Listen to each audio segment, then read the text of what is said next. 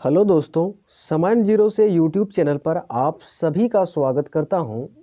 और इस वीडियो में हम लोग भारतीय कृषि से संबंधित इम्पोर्टेंट क्वेश्चंस और फैक्ट पर चर्चा करेंगे। यह सभी क्वेश्चंस लुसेंट जी के जो किताब है उससे लिया गया है। इसमें करीब हम लोग 240 प्लस क्वेश्चंस पर चर्चा करेंगे जो कि बहुत इंपॉर्टेंट है। और यह क्वेश्चन कई बार, जैसे कि स्टेट पीसीएस हो, चाहे यूपीएससी हो, चाहे किसी भी डिफेंस लाइन का एग्जाम्स हो, सभी में पूछा गया है और आगे भी पूछे जा सकते हैं। तो इसके लिए मैं सभी क्वेश्चंस को विस्तार पूर्वक चर्चा करने वाले हैं। अगर आप लोगों को यह वीडियो अच्छा लगता है तो प्लीज़ वीडियो को लाइक करके, साथ ही अगर आप चैनल पर नए हैं तो चैनल को सब्सक्राइब भी कर लें, ताकि इस प्रकार की लेटेस्ट वीडियो की जो जानकारी है वह आप तक पहुंच सके और आप एक बेहतर से बेहतर तैयारी करने में जो है अच्छी भूमिका निभा सकें। तो देखिए, जो पहला क्वेश्चन कहता है वो क्या कहता है। पहला क्वेश्चन है, भारत की कुल भूमि का कितना प्रतिशत कृषि कार्यों में संलग्न है। यानी कि जो भारत की जो पास भूमि है 32,87,263 वर्ग किलोमीटर, उसमें से कितने प्रतिशत भाग पर कृषि की जाती है। कहने का मतलब यही है। तो इसका उत्तर होगा कुल 52.7% भूमि जो है उसमें खेती की जाती है, यानी कि कृषि कार्यों में वह संलग्न है। अगला क्वेश्चन है, भारत की लगभग कितनी प्रतिशत कार्यकारी आबादी कृषि कार्यों में संलग्न है। यानी कि इसमें आबादी की बात कर रही है। तो जो यहाँ की जो पॉपुलेशन है उसमें से कुल 48.9% जो आबादी है वह कृषि कार्यों में संलग्न है। यानी कि ऑप्शन ए करेक्ट आंसर होगा 48.9%। अगला क्वेश्चन है, वर्तमान में भारत के सफल घरेलू उत्पाद यानी कि जीडीपी में कृषि क्षेत्र का योगदान कितना प्रतिशत है। तो वर्तमान में भारत के सकल घरेलू उत्पाद यानी कि जीडीपी में जो कृषि का योगदान है वह है 13.9%। अर्थात ऑप्शन ए करेक्ट आंसर होगा 13.9%। अगला क्वेश्चन है, वर्ष 1950-51 में भारत के सकल घरेलू उत्पाद में कृषि क्षेत्र का योगदान कितना था। तो जब हमारा देश 1948 में आज़ाद हुआ था, उसके ठीक दूसरे तीसरे वर्ष में, यानी कि 1950-51 में भारत के सकल घरेलू उत्पाद में जो कृषि का योगदान था वह कितना था, यह पूछा गया है। तो इसका करेक्ट आंसर होगा, उस समय जो सकल घरेलू उत्पाद का योगदान था वह 55.40 यानी कि 55.40, ऑप्शन डी करेक्ट आंसर होगा, योगदान था कृषि का। आगे हम लोग नेक्स्ट बात करेंगे और क्वेश्चन नंबर 5 जो कि इम्पोर्टेंट क्वेश्चन है। और इसमें कहता क्या है, भारत में कृषि क्षेत्र के जीडीपी का कितना प्रतिशत भाग कृषि शोध पर व्यय किया जाता है। तो भारत में कृषि क्षेत्र के जीडीपी का जो कितना प्रतिशत भाग कृषि शोध पर व्यय किया जाता है। तो इसका करेक्ट आंसर होगा कुल 0.3% जो जीडीपी पर जो है, जीडीपी का 0.3% कृषि शोध में व्यय किया जाता है। ठीक है। अगला क्वेश्चन है, देश से होने वाले कुल निर्यात में कृषि तथा कृषि उत्पाद से निर्मित वस्तुओं का योगदान कितना है। तो देश से होने वाले कुल निर्यात में अगर कृषि तथा कृषि उत्पाद से निर्मित वस्तुओं का योगदान अगर देखा जाए तो 11.76% के बराबर है, जो कि हमारा ऑप्शन ए करेक्ट आंसर होगा। अगला क्वेश्चन है क्वेश्चन नंबर 7, कहता है वर्तमान में खदान के अंतर्गत आने वाली क्षेत्र हैं। तो वर्तमान समय में अगर खदान के अंतर्गत जो भूमि आती है वह कितनी आती है। तो इसका करेक्ट आंसर होगा 123.9 मिलीमीटर हेक्टेयर होगा। ठीक है, तो यहाँ पर 123.9 हेक्टेयर हो जाएगा। अगला क्वेश्चन है और क्वेश्चन नंबर 8 की हम लोग बात करेंगे। कहता है प्रथम कृषि गणना कब की गई थी। वेरी इंपॉर्टेंट क्वेश्चन है जो कि कई बार पूछा जा सकता है इसको। तो प्रथम कृषि गणना जो की गई थी वह वर्ष 1970 में की गई थी, जो कि हमारा ऑप्शन सी करेक्ट आंसर होगा 1970 ईस्वी में। अगला क्वेश्चन है, भारत में सीमांत किसानों में निम्नलिखित में से कितनी धारिता वाले किसानों को सम्मिलित किया जाता है। तो यहाँ पर सीमांत किसानों में बात हो रही है कि कितनी धारिता वाले किसानों को सम्मिलित किया जाता है। तो इसके लिए उत्तर होगा 1 हेक्टेयर तक के भूमि वाले किसानों को, अर्थात ऑप्शन ए करेक्ट आंसर हो जाएगा। अगले क्वेश्चन पर चलेंगे। अगला क्वेश्चन है, भारत की कितनी प्रतिशत जोतें 1 हेक्टेयर या उससे छोटी है? तो 1 हेक्टेयर या इससे छोटी जो जोत है यानी कि जो कृषि कार्य में संलग्न है वह कितने हैं? तो इसका करेक्ट आंसर होगा कुल 65%, यानी कि ऑप्शन हमारा सी करेक्ट आंसर होगा। अगले क्वेश्चन पर हम लोग चर्चा करेंगे। क्वेश्चन नंबर 11, जनसंख्या में निरंतर वृद्धि के परिणाम स्वरूप भारत में जोतों का औसत आकार घटकर रह गया है। तो जनसंख्या में वृद्धि होने के परिणाम स्वरूप जो भारत में जोतों का औसत आकार जो बढ़कर रह गया है वह है 1.08 हेक्टेयर, यानी कि ऑप्शन ए करेक्ट आंसर होगा 1.08 हेक्टेयर। अगला क्वेश्चन है, किस समिति ने कृषि जोत पर कर लगाने की संस्तुति जो है की थी? तो यह किस समिति ने किया था? तो इसका करेक्ट आंसर होगा राज्य समिति ने, यानी कि राज्य समिति, ऑप्शन डी करेक्ट आंसर होगा। अगले क्वेश्चन पर चलेंगे और क्वेश्चन नंबर 13 की बात करेंगे, जिसमें कहता है भारत में जोतों का औसत आकार घटने का क्या कारण है? जिसके लिए क्रूट दे रखे हैं और क्रूट के माध्यम से इसका उत्तर भी हमें बतानी है। तो यहाँ पर देखिए क्रूट है, कहता है उत्तराधिकार का नियम, चकबंदी, कृषि का यंत्रीकरण, भूस्वामित्व की ललक। तो भारत में जोतों का औसत आकार घटने का क्या कारण हो सकता है, यह बतानी है। तो इसका करेक्ट आंसर होगा उत्तराधिकार का नियम, यानी कि उत्तराधिकार का नियम और भूस्वामित्व का ललक, जो कि हमारा 1 और ऑप्शन 4 सही है। तो ऑप्शन सी करेक्ट आंसर होगा 1 एवं 4।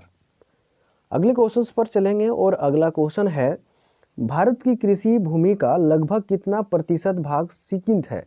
यानी कि सिंचित जो भूमि है वह कितना प्रतिशत भारतीय भूमि है? तो इसका करेक्ट आंसर होगा आधा जो है वह भारत की कृषि भूमि लगभग सिंचित है, जो कि हमारा ऑप्शन सी करेक्ट आंसर होगा आधा। ठीक है, अगला क्वेश्चन है, भारत में सिंचाई का सबसे महत्वपूर्ण साधन क्या है? तो भारत में सिंचाई का सबसे जो महत्वपूर्ण साधन है वह नहरें हैं, यानी कि जितने सारे जो नहर हैं वह महत्वपूर्ण साधन है भारत में सिंचाई करने के लिए। अगला क्वेश्चन है, भारत में लगभग कितने प्रतिशत कृषि क्षेत्र में सिंचाई की सुविधा उपलब्ध है?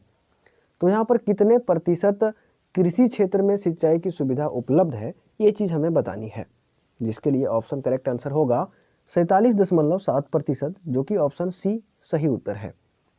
अगला क्वेश्चन है, भारत में कुल कृषि क्षेत्र का कितना प्रतिशत भाग पूर्णतः वर्षा पर निर्भर रहता है? तो पूर्णतः वर्षा पर कितने प्रतिशत कृषि निर्भर रहते हैं? तो इसका करेक्ट आंसर होगा 52.3%, जो कि ऑप्शन बी करेक्ट आंसर होगा। अगला नेक्स्ट क्वेश्चन है, भारत की कुल कृषि क्षेत्र 181.88 मिलियन हेक्टेयर है, इसके कितने प्रतिशत भाग पर कृत्रिम सिंचाई सुविधा उपलब्ध है? तो 181.88 मिलियन हेक्टेयर में से कितने प्रतिशत भाग पर कृत्रिम सिंचाई की सुविधा उपलब्ध है, यह हमें बतानी है। तो इसका करेक्ट आंसर होगा 181.88 मिलियन हेक्टेयर का 36%, यानी कि ऑप्शन बी करेक्ट आंसर होगा। अगला नेक्स्ट क्वेश्चन है क्वेश्चन नंबर 19, जिसमें कहता है भारत की कुल सिंचित भूमि का कितना हिस्सा नहरों द्वारा सिंचित है? तो नहरों द्वारा सिंचित जो भूमि जो कृषि क्षेत्र है वह कितने प्रतिशत है? तो कुल 36%, ऑप्शन ए करेक्ट आंसर होगा। अगले क्वेश्चन पर बात करेंगे हम लोग और अगला क्वेश्चन नंबर 20, भारत में सिंचाई का सर्वप्रथम स्रोत है। तो भारत में सिंचाई का जो सर्वप्रथम स्रोत है वह क्या है? तो इसके लिए ऑप्शन आपको दिए गए हैं और इसका सही उत्तर होगा कुआं और नलकूप जो है वह भारत में सिंचाई का सर्वप्रथम स्रोत है, अर्थात ऑप्शन सी सही उत्तर होगा।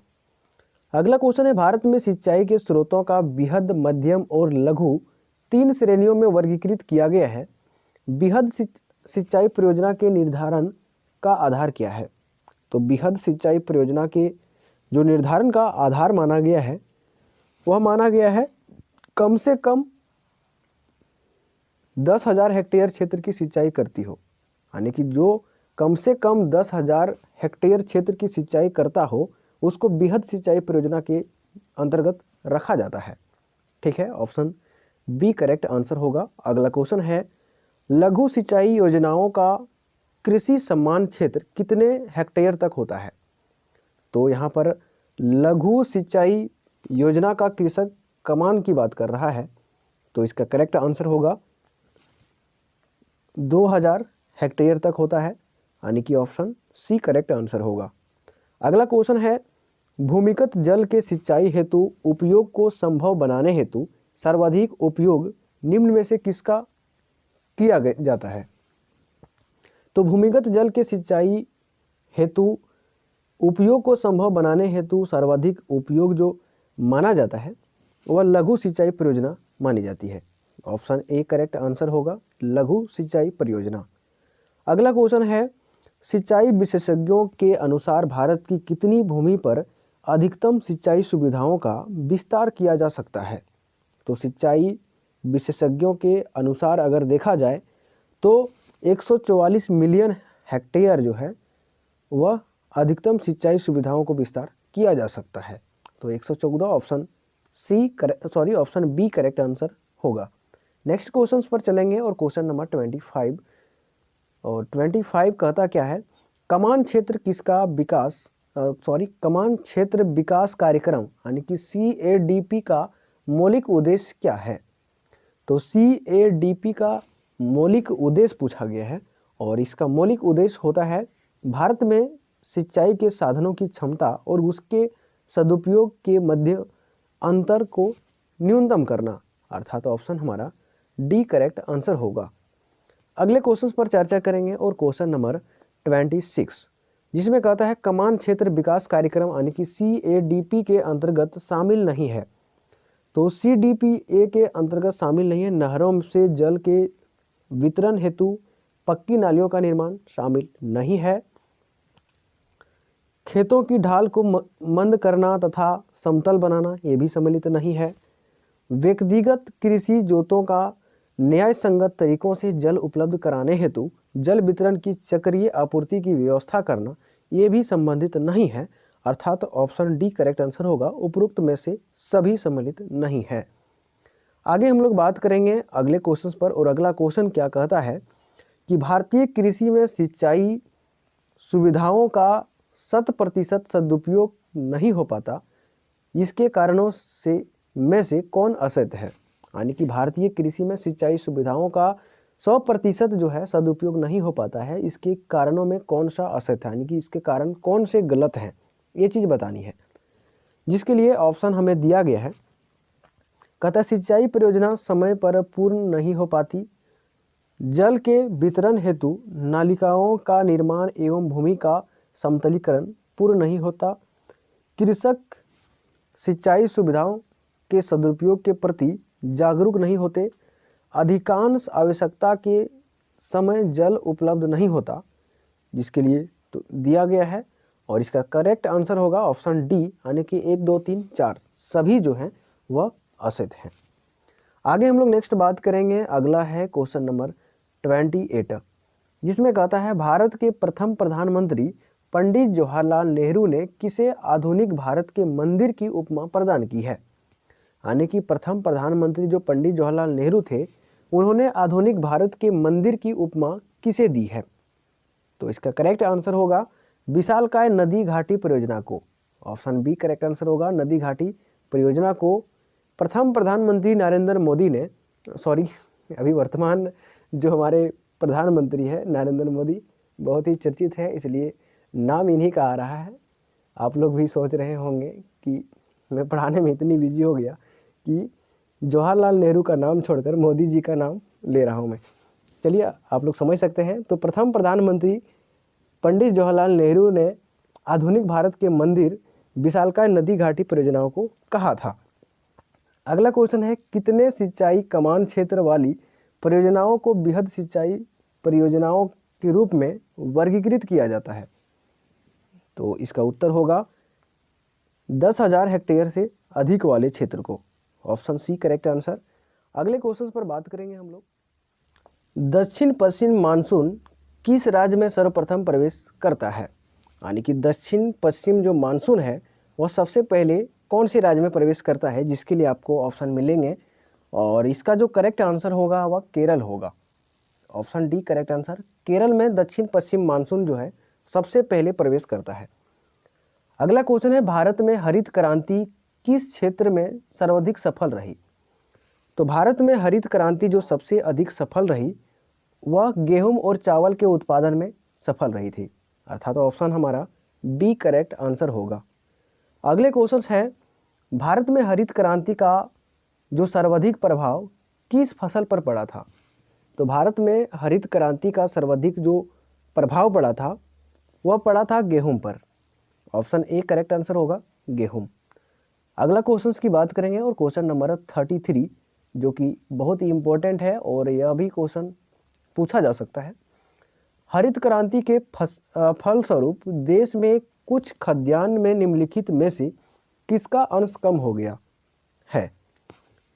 तो हरित क्रांति के फलस्वरूप देश में कुल खाद्यान्न में से किसका अंश कम हो गया है? तो इसका करेक्ट आंसर होगा मोटा अनाज एवं दलहन का जो भाग है वह कुछ कम हो गया है, अंश कुछ कम हो गया है। Option C correct answer. अगला नेक्स्ट क्वेश्चन है, हरित क्रांति के दौरान भारत में चावल का उत्पादन क्या हुआ? आंशिक बढ़ा, आंशिक घटा, अपरिवर्तित रहा, तेजी से बढ़ा? तो इसका करेक्ट आंसर होगा अपरिवर्तित रहा, यानी कि इसमें कोई प्रभाव नहीं पड़ा। ऑप्शन सी करेक्ट आंसर होगा।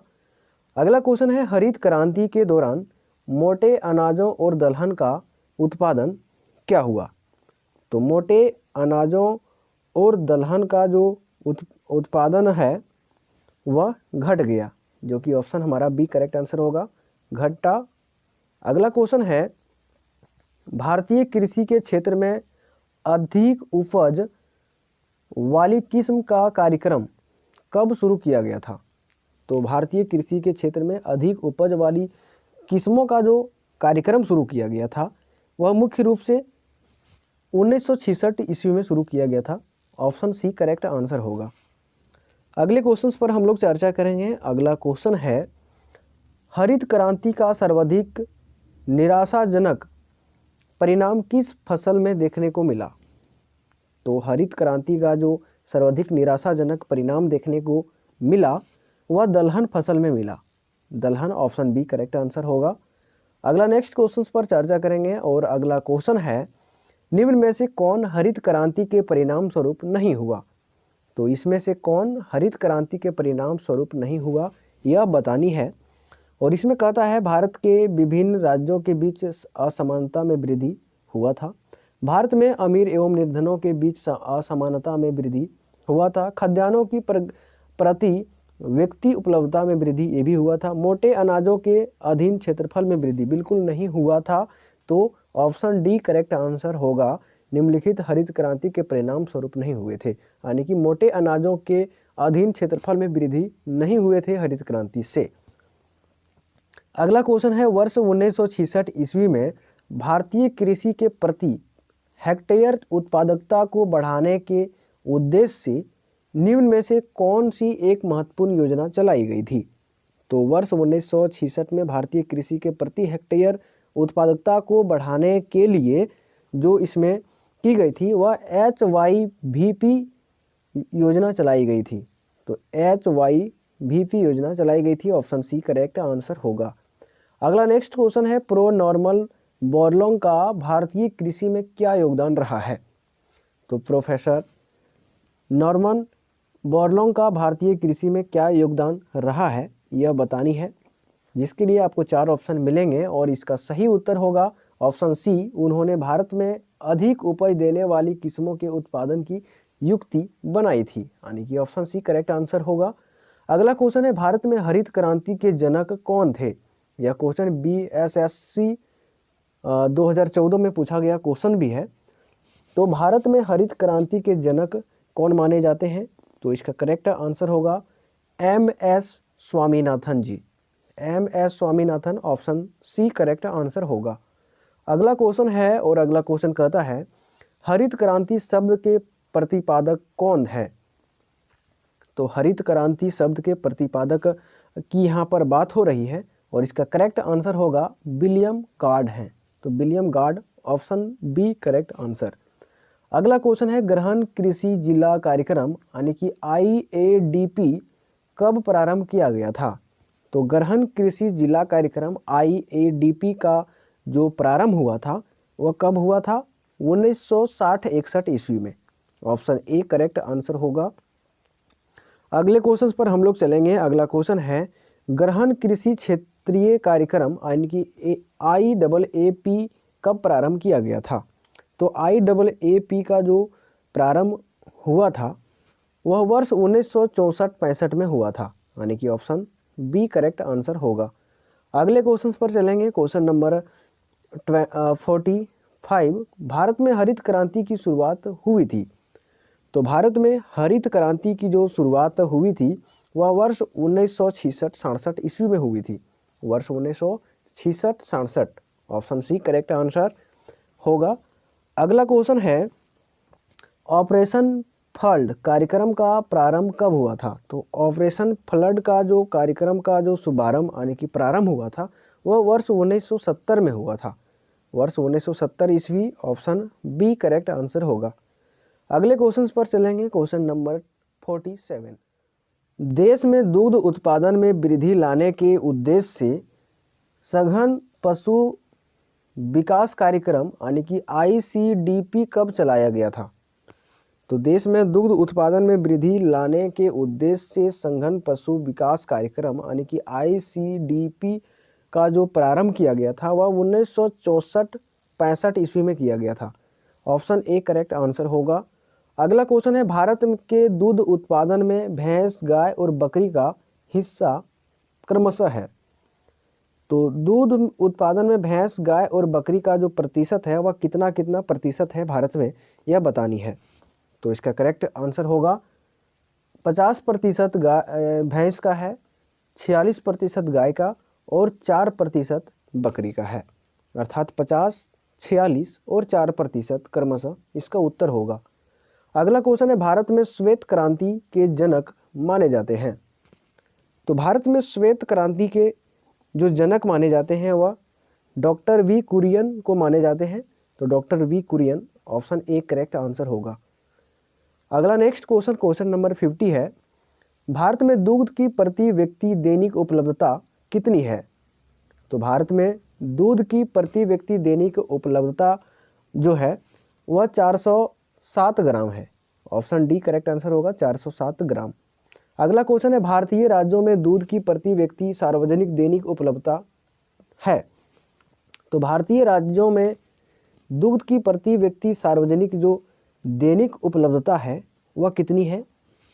तो इसका करेक्ट सर्वाधिक दैनिक उपलब्धता यहाँ पर कितनी है सो नहीं पूछा गया है। तो सर्वाधिक जो दैनिक उपलब्धता है वह किस राज्य की है? तो इसका उत्तर होगा पंजाब की है। ठीक है, पंजाब की। ऑप्शन बी करेक्ट आंसर होगा। अगला क्वेश्चन है पंजाब में प्रति व्यक्ति दूध की दैनिक उपलब्धता कितनी है? सबसे अधिक राज्यों में पंजाब की दैनिक उपलब्धता दूध की है, यह कितनी प्रतिशत है यह पूछा गया है। तो इसका करेक्ट आंसर होगा 1181 ग्राम है। 1181 ग्राम जो दैनिक उपलब्धता है।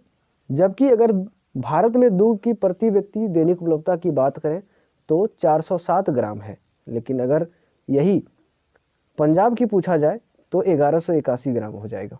ठीक है, अगला है नीली क्रांति का संबंध निम्नलिखित में से किससे है? तो नीली क्रांति का जो संबंध माना जाता है वह माना जाता है मत्स्य पालन से। ऑप्शन सी करेक्ट आंसर मत्स्य पालन।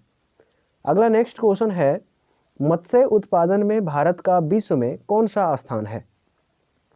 तो मत्स्य उत्पादन में भारत का विश्व में अगर स्थान देखा जाए तो दूसरा है। ऑप्शन बी करेक्ट आंसर होगा। एशियाई मत्स्य उत्पादक देशों में भारत का स्थान क्या है?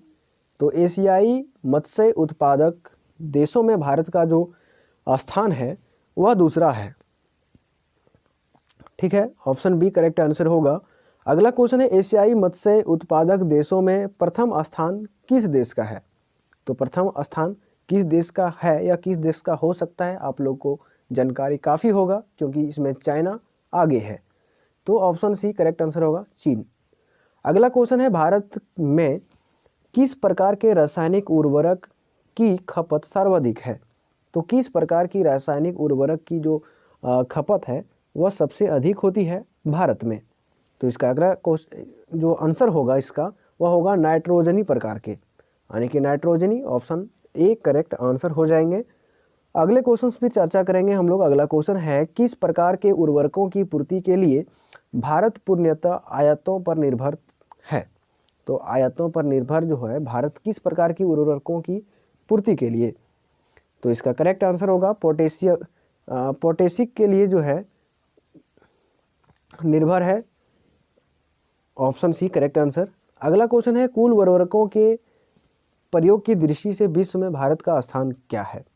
यानी कि कुल उर्वरकों के प्रयोग में विश्व के अगर दृष्टि से देखा जाए तो विश्व में भारत का स्थान क्या है। तो विश्व में भारत का जो स्थान है वह तीसरा है, ऑप्शन बी करेक्ट आंसर होगा। अगला नेक्स्ट क्वेश्चन है विश्व में उर्वरकों का सर्वाधिक प्रयोग कहाँ होता है। यानी कि दुनिया में सबसे अधिक उर्वरकों का जो प्रयोग होता है वह किस देश में होता है। तो इसका करेक्ट आंसर होगा चीन में होता है, और चीन का पॉपुलेशन सबसे अधिक है, आप लोग को पता ही होगा। अगला क्वेश्चन है आलू उत्पादन के मामले में भारत का विश्व में कौन सा स्थान है।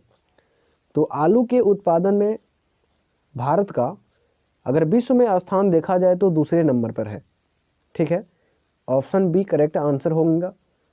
अगला क्वेश्चन की बात करेंगे, और अगला क्वेश्चन है भारत की मिट्टी में दो तत्वों की कमी उर्वरकों के उपयोग को अधिक आवश्यकता बनाती है, ये दो तत्व क्या है।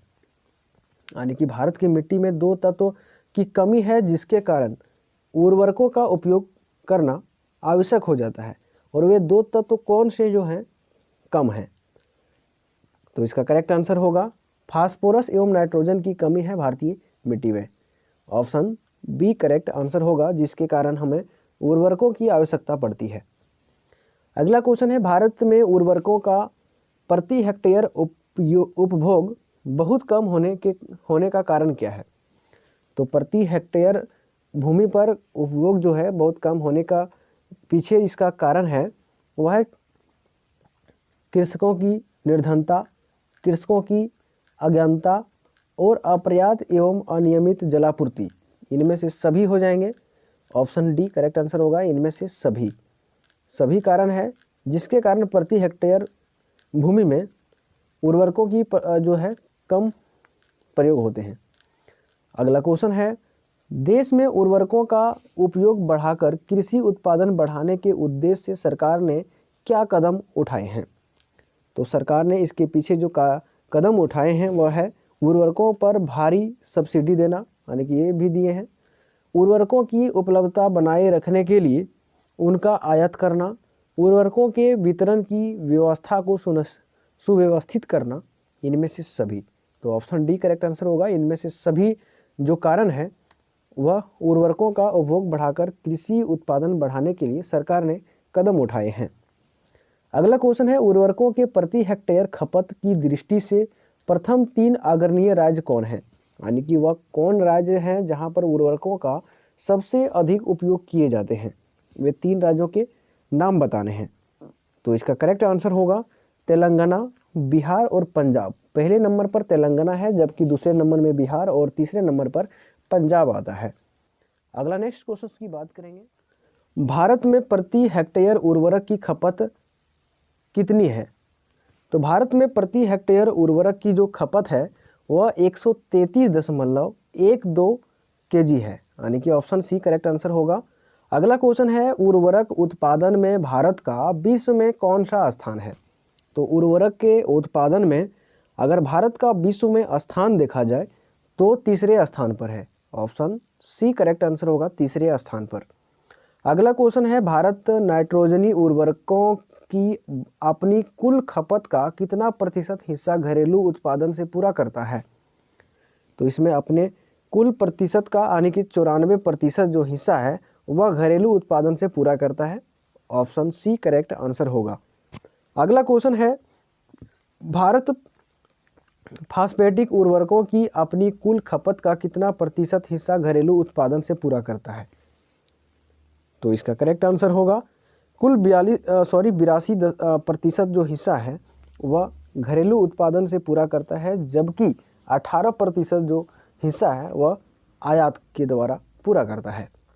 अगला क्वेश्चन है, कृषि विशेषज्ञों के अनुसार कृषि में विभिन्न किस्मों जैसे कि नाइट्रोजन, फास्फेटिक तथा पोटेशियम, एनपीके का उपयोग एवं का संतुलित अनुपात में किया जाना चाहिए। भारत के लिए यह मानक अनुपात माना जाता है।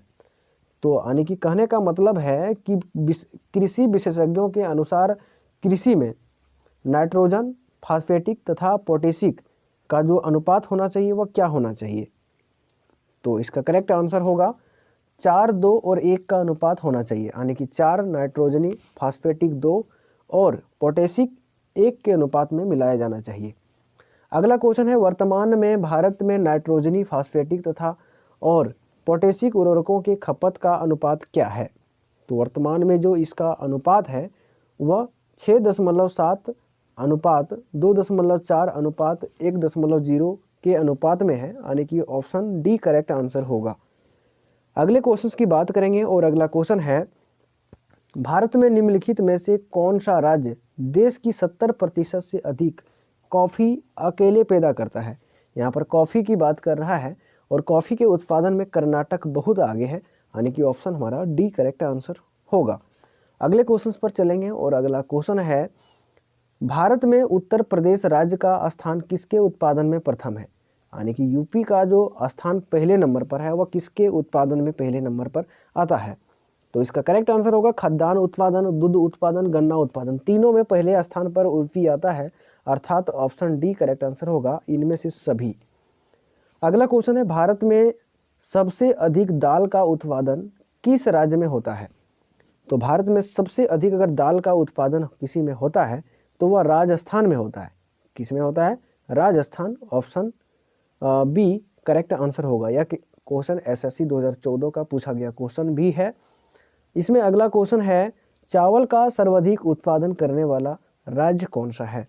तो यह सबको पता है कि चावल का जो सबसे अधिक उत्पादन करने वाला राज्य है वो पश्चिम बंगाल यानी कि वेस्ट बंगाल है, यानी कि West Bengal, Paschim Bengal, option B correct answer होगा। अगला क्वेश्चन है, भारत में सोयाबीन का सबसे अधिक उत्पादन किस राज्य में होता है?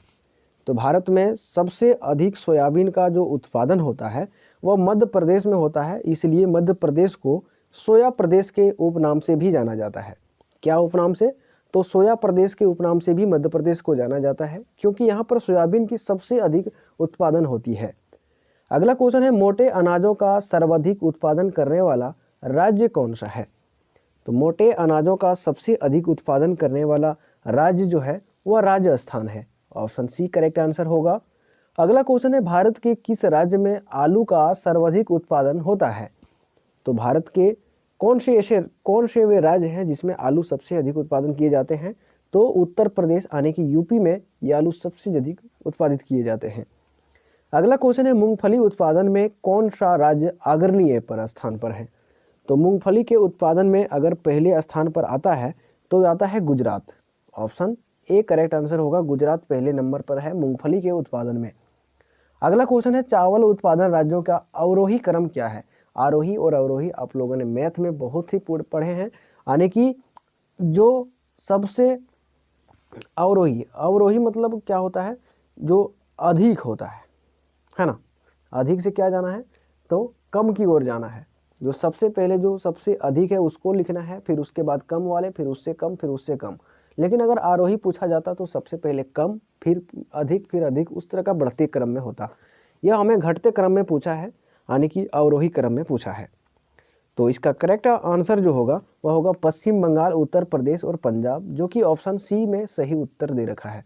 ठीक है, अगले क्वेश्चन पर चलेंगे और अगला क्वेश्चन है, कपास उत्पादन राज्यों का अवरोही क्रम क्या है? तो कपास के उत्पादन में सबसे जो अग्रणीय राज्य हैं वह कौन कौन से तो हैं? गुजरात पहले नंबर पर है, तो गुजरात, तेलंगाना दूसरे नंबर पर और महाराष्ट्र तीसरे नंबर पर आते हैं, यानी कि ऑप्शन ए हमारा सही उत्तर होगा।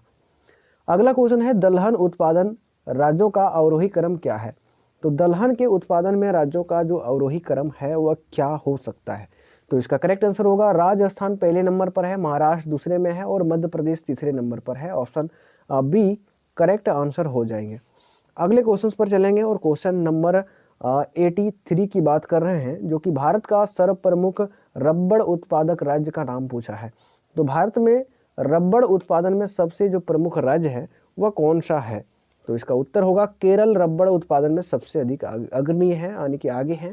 ऑप्शन बी करेक्ट आंसर हो जाएगा। अगला क्वेश्चन है, भारत में फलों का सबसे बड़ा उत्पादक राज्य है। तो फलों का सबसे बड़ा उत्पादक राज्य भारत में कौन है?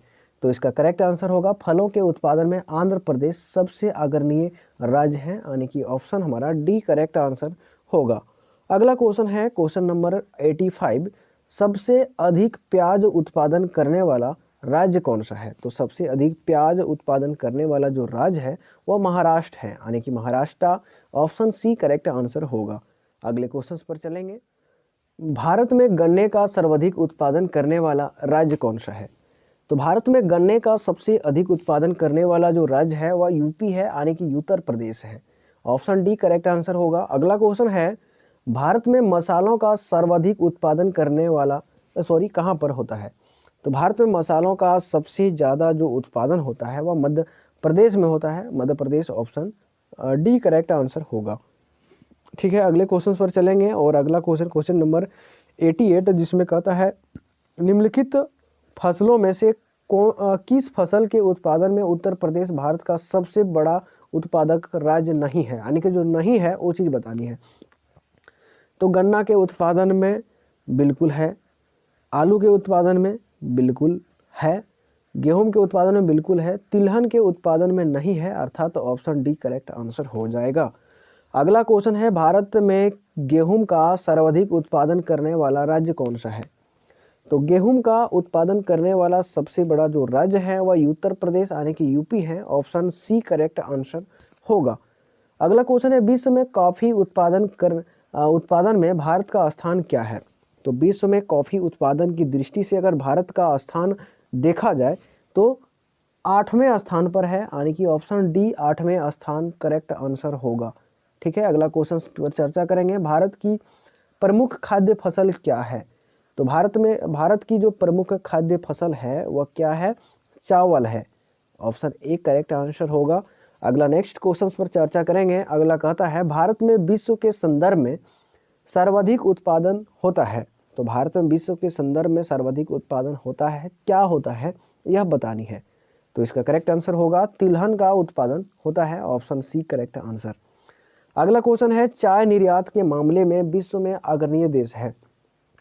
तो चाय के निर्यात के मामले में अगर विश्व में स्थान देखा जाए तो सबसे अग्रणी जो है वह चाइना है, यानी कि चीन है। ऑप्शन बी करेक्ट आंसर होगा। अगला क्वेश्चन है, विश्व में कॉफ़ी का अधिकतम उत्पादन किस देश में होता है? तो कॉफ़ी का सबसे अधिक उत्पादन की अगर हम बात करें तो ब्राज़ील पहले नंबर पर है, ब्राज़ील पहले नंबर पर है। ऑप्शन ए करेक्ट आंसर होगा। अगला क्वेश्चन है, विश्व के नारियल उत्पादन देशों में भारत का स्थान है। तो नारियल के उत्पादन में अगर भारत का स्थान पूछा जाता है तो बहुत ही आसान सा क्वेश्चन है, या तीसरे नंबर पर है। कौन से नंबर पर? तीसरे नंबर पर है भारत नारियल उत्पादन के क्षेत्र में पूछा जाए तो। अगला क्वेश्चन है, विश्व के चाय निर्यातक देशों में भारत का स्थान क्या है? तो चाय निर्यातक के स्थान में भारत का स्थान पूछा जाए तो चाय के क्षेत्र में भारत का स्थान जो है वह चौथे नंबर पर है, यानी कि 4th नंबर पर है। ऑप्शन डी करेक्ट आंसर होगा। अगला क्वेश्चन है, मोटे अनाजों का विश्व में सबसे बड़ा उत्पादक देश कौन सा है? तो मोटे अनाजों का उत्पादन में सबसे बड़ा जो उत्पादक देश है विश्व में वह कौन सा है? तो भारत है, हमारा प्यारा भारत है। ऑप्शन ए करेक्ट आंसर होगा। अगला क्वेश्चन है, चाय के उत्पादन में भारत का विश्व में कौन सा स्थान है? तो चाय के उत्पादन में भारत का विश्व में अगर स्थान पूछा जाता है तो दूसरे नंबर पर है। ऑप्शन बी करेक्ट आंसर हो जाएगा। ठीक है दोस्तों, अगला क्वेश्चन है 99, जिसमें कहता है निम्नलिखित में से कौन सा बागवानी से संबंधित है? तो कौन बागवानी से संबंधित है यह बतानी है और इसके लिए 4 ऑप्शन दिए गए हैं।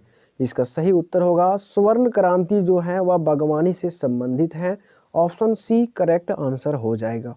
ऑप्शन सी करेक्ट आंसर हो जाएगा और यह क्वेश्चन एसएससी 2015 में पूछा गया क्वेश्चन भी है। तो दोस्तों अब हम लोग क्वेश्चन नंबर 100 की बात कर रहे हैं। क्वेश्चन नंबर 100 हम लोग पहुंच चुके हैं, जिसमें कहता है विश्व में रेशम उत्पादन में अग्रणीय राष्ट्र कौन से हैं।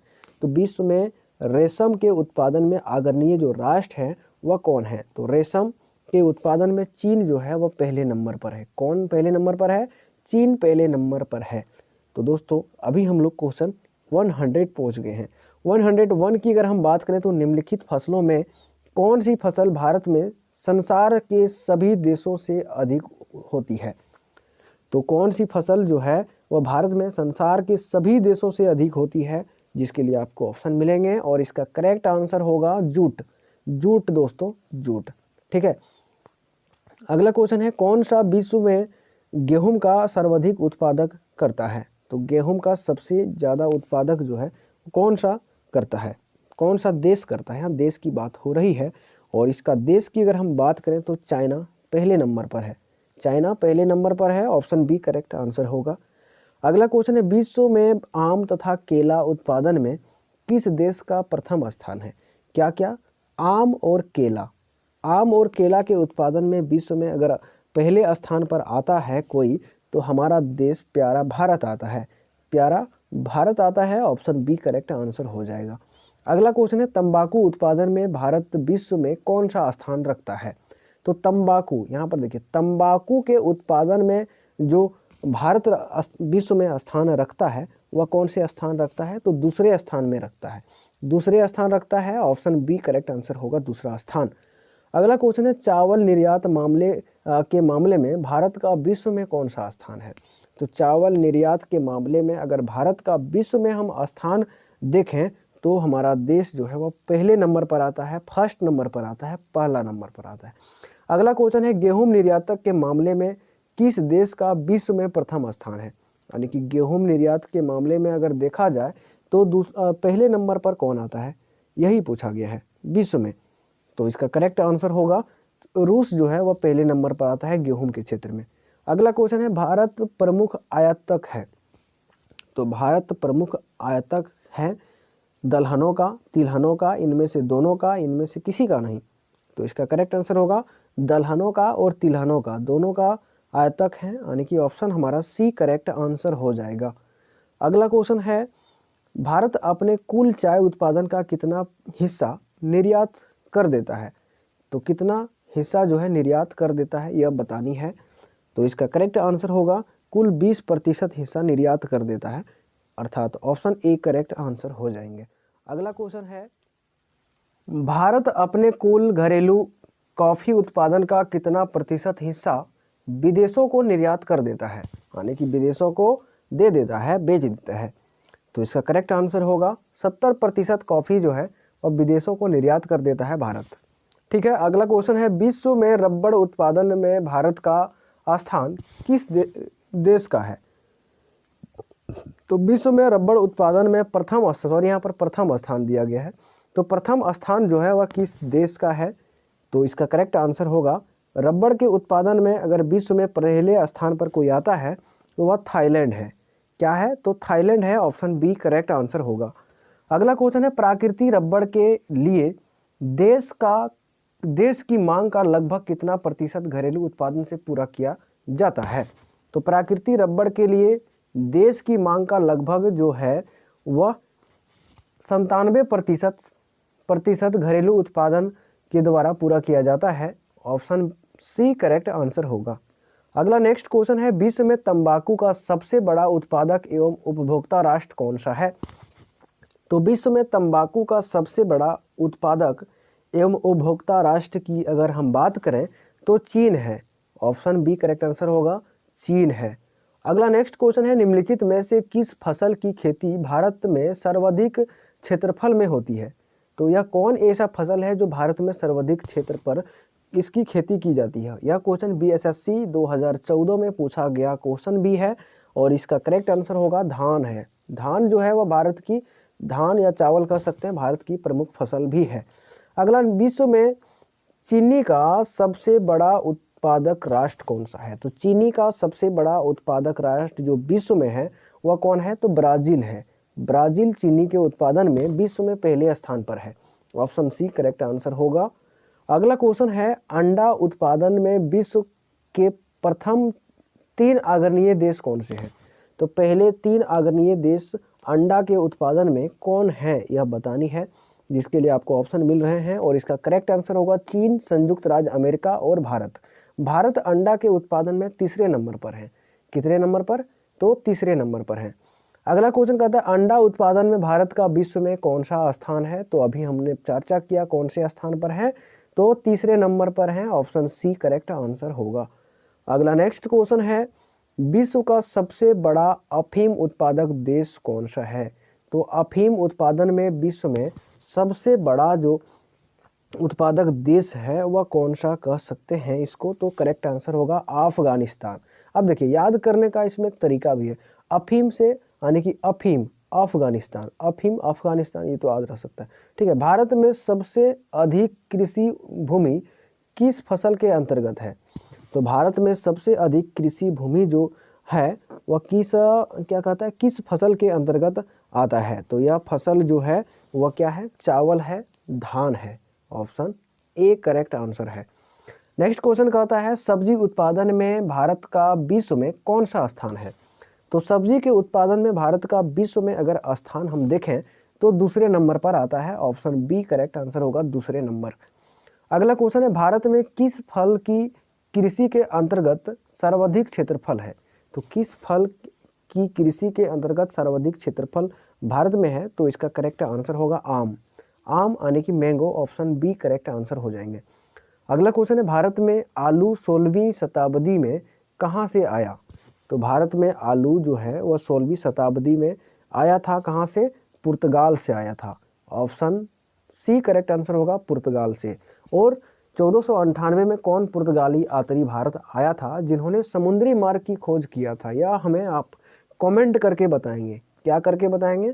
कमेंट करके बताएंगे। ठीक है, अगला क्वेश्चन है, आलू अनुसंधान की दिशा में भारत में सर्वप्रथम 1949 में पटना में केंद्रीय आलू अनुसंधान संस्थान की स्थापना की गई। इसे किस वर्ष शिमला स्थानांतरित कर दिया गया? तो इसे शिमला किस वर्ष स्थानांतरित कर दिया गया था? तो इसका करेक्ट आंसर होगा वर्ष 1956 में। इसकी स्थापना कब हुआ था? तो 1949 में हुआ था पटना में, लेकिन 1956 में इसे शिमला स्थानांतरित कर दिया गया। ठीक है, आगे बात करेंगे, भारत ने किसके उत्पादन में आत्मनिर्भरता प्राप्त कर ली है? तो आत्मनिर्भरता किसके उत्पादन में प्राप्त कर ली है? तो इसका करेक्ट आंसर होगा खाद्यान्न फसलों के उत्पादन में भारत ने आत्मनिर्भरता प्राप्त कर ली है। ऑप्शन बी करेक्ट आंसर होगा। भारत में रबड़ की प्रति हेक्टेयर उपज क्या है? तो भारत में रबड़ की प्रति हेक्टेयर जो उत्पादक है यानी कि उपज है वह 866 केजी है। 866 KG. Option A correct answer हो जाएगा। कितना प्रतिशत भाग घरेलू उत्पाद से पूरा किया जाता है? जिसके लिए ऑप्शन मिल रहे हैं और इसका सही उत्तर होगा 90% से अधिक। 90% से अधिक। ऑप्शन सी करेक्ट आंसर होगा। भारत के कितने प्रतिशत भूमि पर वन का विस्तार है? तो भारत के कितने प्रतिशत भूमि पर वनों का जो विस्तार है यह बतानी है। तो इसका करेक्ट आंसर होगा 21.67% जो भूमि पर है वनों का विस्तार है यानी कि जंगल का विस्तार है। भारत में कुल वन आधारित क्षेत्र हैं। तो भारत में कुल वन आधारित जो क्षेत्र हैं वह कितने हैं? 7,12,249 वर्ग किलोमीटर। 7,12,249 वर्ग किलोमीटर क्षेत्र जो है वह वन आधारित क्षेत्र है। आगे बात करेंगे हम लोग, इंडिया स्टेट फॉरेस्ट रिपोर्ट 2019 के अनुसार देश के कुल क्षेत्रफल में कितना प्रतिशत भौगोलिक क्षेत्र वनों और वृक्षों द्वारा आच्छादित है? तो इसका प्रतिशत की अगर हम बात करें तो कुल 24.56% के बराबर है। ऑप्शन बी करेक्ट आंसर हो जाएगा।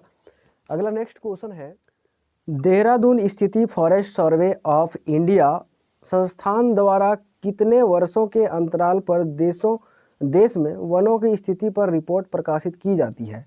तो देहरादून स्थित फॉरेस्ट सर्वे ऑफ इंडिया संस्थान द्वारा प्रत्येक जो है 2 वर्षों में रिपोर्ट प्रकाशित किए जाते हैं। तो 2 वर्ष इसका ऑप्शन ए करेक्ट आंसर हो जाएगा।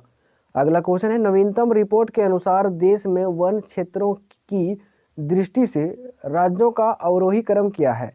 तो वन क्षेत्रफलों की दृष्टि से अवरोही क्रम अगर देखा जाए राज्यों का, तो पहले नंबर पर आता है मध्य प्रदेश, दूसरे में अरुणाचल प्रदेश और तीसरे में छत्तीसगढ़ है, यानी कि ऑप्शन ए करेक्ट आंसर हो जाएगा। अगला नेक्स्ट क्वेश्चन है, राज्य के कुल भौगोलिक क्षेत्र के प्रतिशत के रूप में न्यूनतम वन क्षेत्र है। तो न्यूनतम वन क्षेत्र वाला जो राज्य है वह कौन सा है? तो इसका करेक्ट आंसर होगा हरियाणा में न्यूनतम वन क्षेत्र है, यानी कि ऑप्शन बी करेक्ट आंसर हो जाएगा। अगला क्वेश्चन है, राज्य के कुल भौगोलिक क्षेत्र के प्रतिशत के रूप में सर्वाधिक वन क्षेत्र है। तो सबसे अधिक जो वन क्षेत्र है वह किस राज्य में है? तो इसका करेक्ट आंसर होगा मिजोरम में सबसे अधिक वन क्षेत्र है क्षेत्रफल के दृष्टि से अगर देखा जाए तो। केंद्र शासित प्रदेशों में सर्वाधिक वन क्षेत्र प्रतिशत वाला राज्य कौन से है? तो वन क्षेत्र वाला प्रतिशत वाला जो राज्य है वह कौन से है केंद्र शासित प्रदेशों में? लक्षद्वीप। लक्षद्वीप जो है वह सर्वाधिक वन क्षेत्र वाला प्रतिशत वाला केंद्र शासित प्रदेश है। केंद्र शासित प्रदेशों में न्यूनतम प्रतिशत वाला वन क्षेत्र वाला क्षेत्र कौन सा है? तो इसका करेक्ट आंसर होगा लद्दाख जो है वह सर्वाधिक न्यूनतम प्रतिशत वन क्षेत्र वाला केंद्र शासित प्रदेश है। अगला क्वेश्चन है, भारत में चंदन की लकड़ी के सर्वाधिक वन कहाँ पाए जाते हैं? तो भारत में चंदन की लकड़ी सर्वाधिक जो पाए जाते हैं वह कहाँ पाए जाते हैं? नीलगिरी की पहाड़ियों में। नीलगिरी की पहाड़ियों में सर्वाधिक चंदन की लकड़ी पाए जाते हैं। अगला नेक्स्ट क्वेश्चन है, झूम कृषि के अंतर्गत भूमि का सबसे बड़ा प्रतिशत किस राज्य में है? तो झूम कृषि के अंतर्गत सबसे जो बड़ा प्रतिशत वाला राज्य है वह कौन सा है? तो इसका करेक्ट आंसर होगा नागालैंड। नागालैंड में सर्वाधिक झूम खेती की जाती है। ठीक है। अगला क्वेश्चन है, समर्थन मूल्य का क्या अर्थ है? तो समर्थन मूल्य का जो अर्थ होता है वह क्या होता है? इसका करेक्ट आंसर होगा न्यूनतम विक्रय मूल्य जिस पर सरकार क्रय करने का आश्वासन देती है, अर्थात ऑप्शन हमारा सी करेक्ट आंसर होगा। अगला क्वेश्चन है, कृषि उपज के लिए न्यूनतम समर्थन मूल्य की घोषणा की जाती है।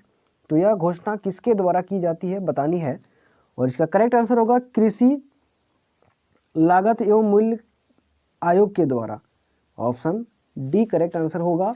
और यह क्वेश्चन एमपीपीसीएस 1990 और एसएससी 2019 का क्वेश्चन पूछा गया। कृषि लागत एवं मूल्य आयोग कहाँ स्थित है? तो कृषि लागत एवं मूल्य आयोग की अगर हम बात करें तो यह नई दिल्ली में स्थित है, नई Delhi, option B correct answer हो जाएगा। अगला क्वेश्चन है, कृषि लागत एवं मूल्य आयोग की स्थापना कब हुई थी? तो इसकी स्थापना 1965 ईस्वी में हुई थी। कब हुई थी? 1965 ईस्वी में। जनजातीय लोगों को शोषण करने वाले निजी व्यापारियों से छुटकारा दिलाने और उनके तैयार की गई वस्तुओं को उचित मूल्य दिलाने के लिए ट्राइब्ड की स्थापना कब की गई? तो ट्राइफेड की जो स्थापना की गई थी वह कब की गई थी? तो इसका करेक्ट आंसर होगा 1987 ईस्वी में की गई थी। अगला नेक्स्ट क्वेश्चन है, एगमार्क जो है वह क्या है? तो एगमार्क क्या है? इसके लिए आपको 4 ऑप्शन मिलेंगे और इसका सही उत्तर होगा एगमार्क जो है वह खाद्य वस्तुओं के लिए गुणवत्ता आश्वासन मुहर है, यानी कि ऑप्शन हमारा सी करेक्ट आंसर होगा। अगला क्वेश्चन है, शंकरलाल गुरु समिति का संबंध किससे है? शंकरलाल गुरु समिति का जो संबंध है वह किससे है? तो इसका करेक्ट आंसर होगा कृषि विपणन से। तो कृषि विपणन से शंकरलाल गुरु समिति का संबंध है। अगला नेक्स्ट क्वेश्चन पर चर्चा करेंगे, वर्तमान में कुल कृषि ऋणों का कितना प्रतिशत जो संस्थागत स्रोतों से उपलब्ध कराए जाते हैं? तो कितना प्रतिशत उपलब्ध कराए जाते हैं? 65%, ऑप्शन सी 65% करेक्ट आंसर होगा। अगला क्वेश्चन है, खेती बाड़ी या घरेलू आवश्यकताओं की पूर्ति के लिए कितनी अवधि हेतु अल्पकालिक ऋण दिया जाता है। तो कितने अवधि के लिए अल्पकालिक ऋण जो है दिए जाते हैं? इसका करेक्ट आंसर होगा 15 माह के लिए कम से, यानी कि 15 माह से कम के लिए जो है ऋण दिए जाते हैं। Option A correct answer. अगला क्वेश्चन पर चलेंगे।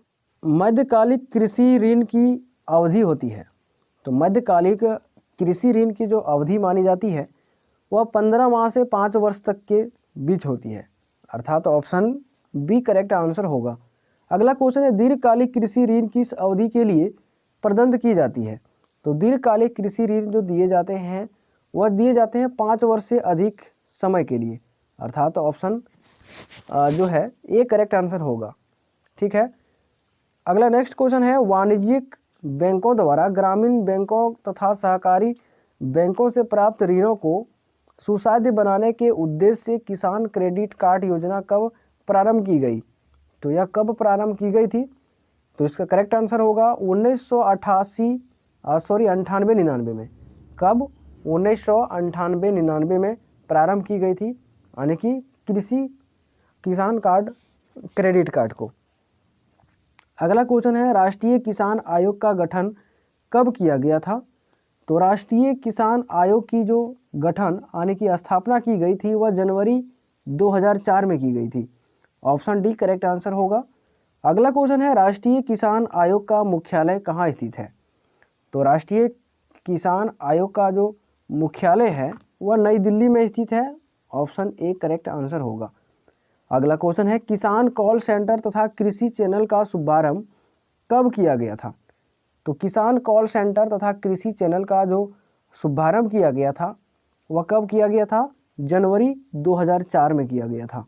Option D correct answer. अगला क्वेश्चन है, किसान कॉल सेंटर की स्थापना किस उद्देश्य से की गई है? तो किसान कॉल सेंटर की जो स्थापना की गई थी वह कृषि संबंधित सलाहकारी सेवा उपलब्ध कराने के उद्देश्य से की गई थी। ऑप्शन डी करेक्ट आंसर हो जाएगा। अगला क्वेश्चन है, किसान कॉल सेंटर में कौन सा नंबर डायल करके कृषि संबंधित जानकारी निःशुल्क प्राप्त की जा सकती है? तो इसका करेक्ट आंसर होगा 1551 नंबर डायल करके किसान संबंधित जो सूचना जानकारी है वह निःशुल्क प्राप्त की जा सकती है, यानी कि 1551 जो नंबर है इसको डालकर निःशुल्क जानकारी प्राप्त की जा सकती है। अगला नेक्स्ट क्वेश्चन है, नई राष्ट्रीय कृषि नीति 2000 ईस्वी का वर्णन किस रूप में किया गया है? तो इसका जो वर्णन किया गया है वह इंद्रधनुष क्रांति के रूप में किया गया है, अर्थात ऑप्शन बी करेक्ट आंसर हो जाएगा। नेक्स्ट क्वेश्चन पर चलेंगे हम लोग। भारत की निम्नलिखित फसलों में से किस फसल के अंतर्गत उसके शुद्ध सकल कृषि क्षेत्र के सचित क्षेत्र सर्वाधिक प्रतिशत है? कहने का मतलब है कि भारत की निम्नलिखित फसलों में से किस फसल के अंतर्गत उसके शुद्ध सकल कृषि क्षेत्र के संचित क्षेत्र सर्वाधिक प्रतिशत होता है। तो इसका करेक्ट आंसर होगा चावल, यानी कि चावल की खेती में सबसे अधिक जो क्षेत्र है वह लगे हुए हैं, यानी कि यह क्वेश्चन यूपी पीसीएस 2013 में पूछा गया क्वेश्चन भी है। अगला क्वेश्चन है, निम्नलिखित में से किस क्रांति ने तिलहनों के उत्पादन में वृद्धि उत्पन्न की? तो किस क्रांति ने उत्पन्न की?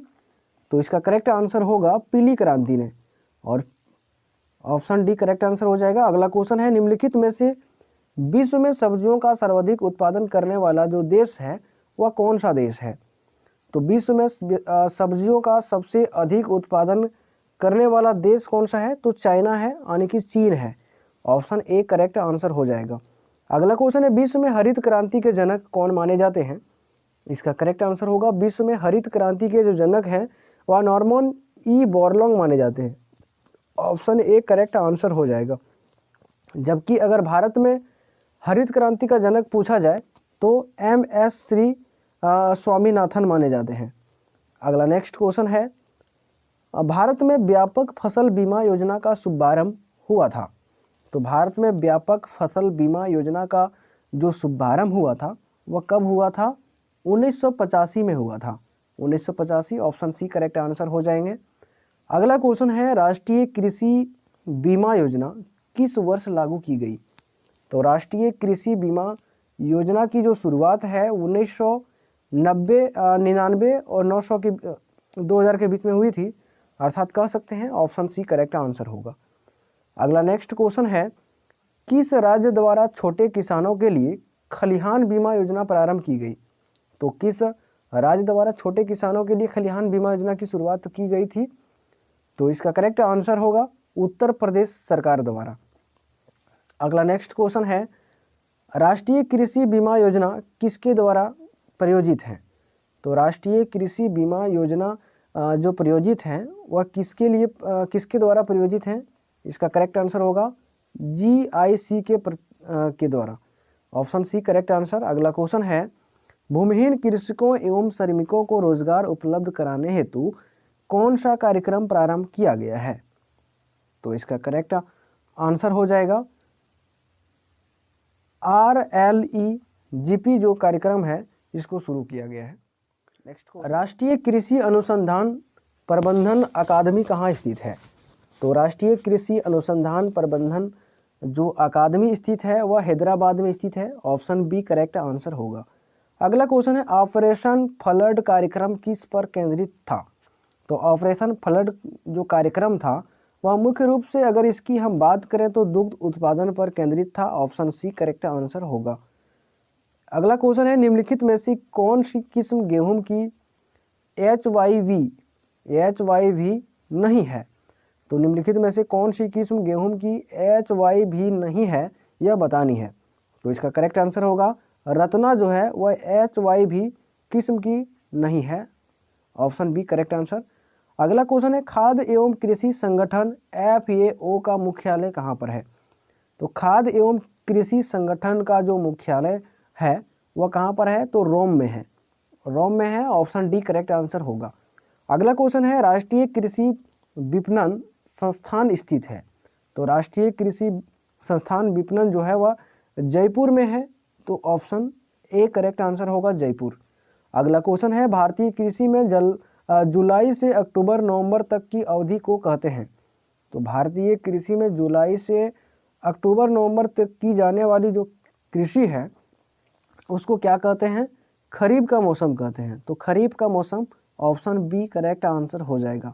अगला क्वेश्चन है, किसान क्रेडिट कार्ड योजना किस वर्ष शुरू की गई थी? तो किसान क्रेडिट कार्ड जो योजना शुरू की गई थी वह 1998 में शुरू की गई थी। ऑप्शन सी करेक्ट आंसर होगा 1998 में। अगला नेक्स्ट क्वेश्चन है और क्वेश्चन नंबर 171 जिसमें कहता है, भारत में प्रथम कृषि विश्वविद्यालय की स्थापना हुई थी? तो भारत में प्रथम कृषि विश्वविद्यालय की स्थापना कहाँ पर हुई थी यह बतानी है और इसका करेक्ट आंसर होगा पंतनगर में। कहाँ पर? तो पंतनगर में भारत में प्रथम कृषि विश्वविद्यालय की स्थापना हुई थी। अगला क्वेश्चन है, हरित क्रांति का संबंध मुख्यतः किस फसल से है? तो हरित क्रांति का जो संबंध है वो मुख्यतः गेहूं के उत्पादन से है, गेहूं की फसल से है। ऑप्शन बी करेक्ट आंसर हो जाएगा। अगला क्वेश्चन पर, भारत में नीचे दिए गए खाद्यान्नों का उसके उत्पादन यानी कि मिलियन टन में का सही ह्रासमान क्रम कौन सा है? तो इसका सही ह्रासमान क्रम अगर देखा जाए तो पहले नंबर पर आता है चावल, दूसरे में गेहूं, तीसरे में मोटे अनाज और चौथे में दालें हैं। अर्थात ऑप्शन डी करेक्ट आंसर हो जाएगा। ऑप्शन डी करेक्ट आंसर हो जाएगा। अगला क्वेश्चन है, सूची 1 को सूची 2 से सम्मिलित कीजिए तथा सूचियों के नीचे दिए गए क्रूट से सही उत्तर का चयन करिए। सूची 1 में दिए गए हैं खाद्यान्न उत्पादन में वृद्धि, दुग्ध उत्पादन, मत्स्य पालन, उर्वरक। सूची 2 में हरित क्रांति, नीली क्रांति, श्वेत क्रांति और भूरी क्रांति, ये सभी क्रांति के नाम दे रखे हैं सूची 2 में। इसको सम्मिलित करना है और क्रूट के माध्यम से इसका उत्तर भी हमें देना है। तो अगर हम खाद्यान्न में उत्पादन की बात करें तो क्या था? हरित क्रांति था। दूध उत्पादन की बात करें तो दूध उत्पादन में कौन था? तो श्वेत क्रांति था। मत्स्य में अगर हम बात करें तो मत्स्य में कौन था? नीली क्रांति था। और उर्वरक की बात करें तो भूरी क्रांति था। अर्थात इस प्रकार कह सकते हैं कि ऑप्शन हमारा ए सही उत्तर हो जाएगा। ठीक है, अगले क्वेश्चन पर चलेंगे। अगला क्वेश्चन है, न्यूनतम समर्थन मूल्य यानी कि MSP के निर्धारण में निम्नलिखित में से किस कारक पर विचार नहीं किया जाता है? यह CDS में पूछा गया क्वेश्चन है और इसका सही जो उत्तर है वह क्या है? निर्वाह व्यय सूचकांक का जो है विचार नहीं किया जाता है। Option C correct answer. अगला क्वेश्चन है, न्यूनतम समर्थन मूल्य का निर्धारक है? तो इसके निर्धारक कौन होते हैं तो इसका करेक्ट आंसर होगा कृषि लागत एवं मूल्य आयोग, ऑप्शन सी करेक्ट आंसर। अगला क्वेश्चन है भारत का वह राज्य जो अनाज उत्पादन में अधिकतम अंशदान करता है वह कौन है? तो इसका करेक्ट आंसर होगा वह उत्तर प्रदेश राज्य है, यानी कि ऑप्शन डी करेक्ट आंसर होगा। अगले क्वेश्चन पर चलेंगे। किस प्रकार के उत्पादों के लिए CACP न्यूनतम समर्थन कीमत की सिफारिश की करता है? तो किस प्रकार के उत्पादों के लिए CACP न्यूनतम समर्थन मूल्य की सिफारिश करता है, यह बतानी है। तो इसका करेक्ट आंसर होगा कृषि उत्पाद के क्षेत्र में। तो कृषि उत्पाद की तरह उत्पादों में ऑप्शन बी करेक्ट आंसर होगा। अगला क्वेश्चन है विश्व में दुग्ध उत्पादन के क्षेत्र में भारत का स्थान कौन सा है?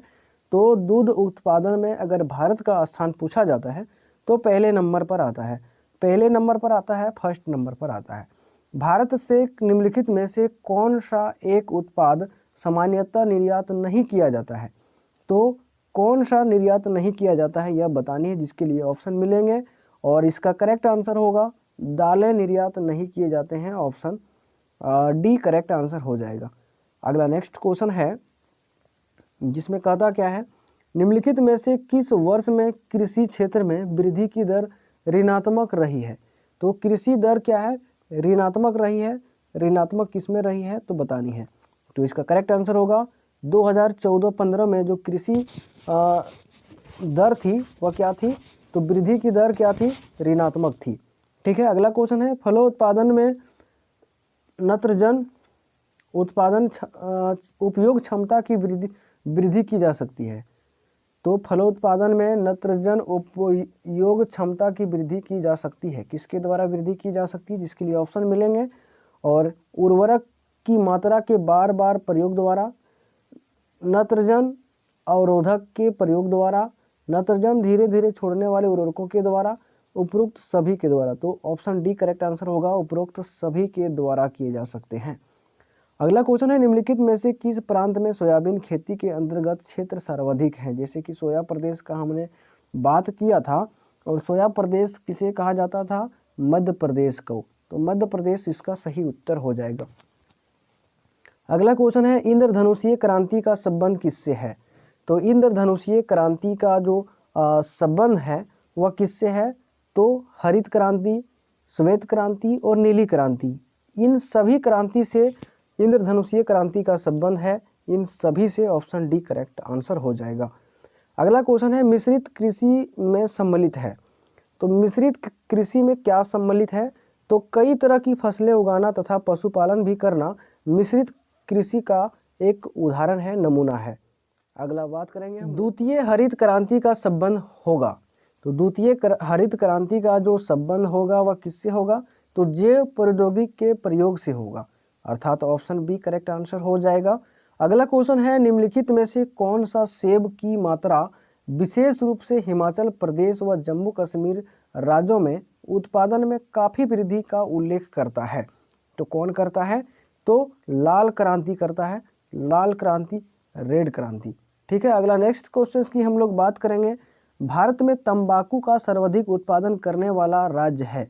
तो भारत में तंबाकू का सबसे जो अधिक उत्पादन करता है वह कौन करता है? आंध्र प्रदेश करता है।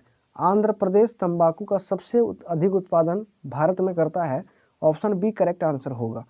अगला क्वेश्चन है सार्वजनिक वितरण प्रणाली का लक्ष्य क्या है?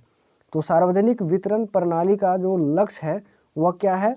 तो गरीबों को खाद्य सुरक्षा उपलब्ध कराना, जमाखोरी एवं कालाबाजारी रोकना, व्यापारियों द्वारा अधिक मूल्य लिए जाने से रोकना, उपरोक्त सभी। तो इसका करेक्ट आंसर होगा उपरोक्त सभी जो है वह सार्वजनिक जन वितरण प्रणाली का लक्ष्य है, उद्देश्य है।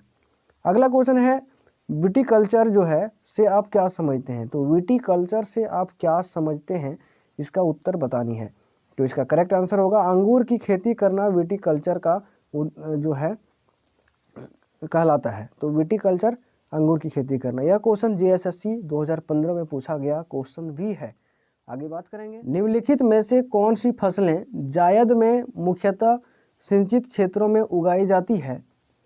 तो इसको बताना है, निम्नलिखित में से कौन सी फसलें जायद में मुख्यतः सिंचित क्षेत्रों में उगाई जाती है? तो इसका करेक्ट आंसर होगा मूंग एवं उड़द। मूंग एवं उड़द जो है जायद में मुख्यतः सिंचित क्षेत्रों में उगाए जाते हैं। मध्य प्रदेश विशालतम उत्पादक है, तो किसके विशालतम उत्पादक हैं? तो सोयाबीन के हैं। ऑप्शन सी करेक्ट आंसर होगा। अगले क्वेश्चन पर हम लोग बात करेंगे। कहते हैं निम्नलिखित में से कौन सा जोड़ा सही सुमेलित नहीं है, यानी कि जो सही सुमेलित नहीं है उस पर बताना है, जिसके लिए ऑप्शन मिलेंगे। फायरबोर्ड तिरुवनंतपुरम बिल्कुल सुमेलित नहीं है, पहला ही ऑप्शन सही हो जाएगा। आगे बात करेंगे हम लोग भारत के किस राज्यों में गन्ना सबसे ज़्यादा पैदा होता है। तो भारत के किस राज्यों में गन्ना सबसे ज़्यादा उत्पादित किए जाते हैं, पैदा किए जाते हैं? तो इसका उत्तर होगा उत्तर प्रदेश एवं महाराष्ट्र में गन्ना की खेती सबसे अधिक किए जाते हैं। ऑप्शन ए करेक्ट आंसर हो जाएगा। अगला क्वेश्चन है निम्नलिखित में से किस फसल में उत्तर प्रदेश भारत में सबसे बड़ा उत्पादक नहीं है, यानी कि किस में नहीं है, तो ये चीज़ बतानी है, जिसके लिए ऑप्शन मिलेंगे। और इसका सही उत्तर होगा चावल के उत्पादन में जो है भारत में पहले स्थान पर कौन है? तो पश्चिम बंगाल है, जबकि उत्तर प्रदेश नहीं है। अगला है दुग्ध के अग्रणीय उत्पादक का सही अवरोही क्रम बतानी है। तो दूध के अग्रणीय उत्पादकों का सही अवरोही क्रम क्या होगा? क्या होगा? क्या होगा? भारत, यूएसए, पाकिस्तान, चीन, ब्राज़ील। भारत, यूएसए, पाकिस्तान, चीन, ब्राज़ील होगा, यानी कि ऑप्शन बी करेक्ट आंसर हो जाएगा। अगला क्वेश्चन है मसालों का बागान कहा जाने वाला राज्य है। तो मसालों का बागान कहा जाता है केरल को। किसको कहा जाता है? केरल को कहा जाता है। ठीक है, केरल को कहा जाता है। ऑप्शन बी करेक्ट आंसर होगा। स्वर्णिम क्रांति क्या है? स्वर्णिम क्रांति किससे संबंधित है? तो यह बताना है, और इसका करेक्ट आंसर होगा उद्यान कृषि से संबंधित है।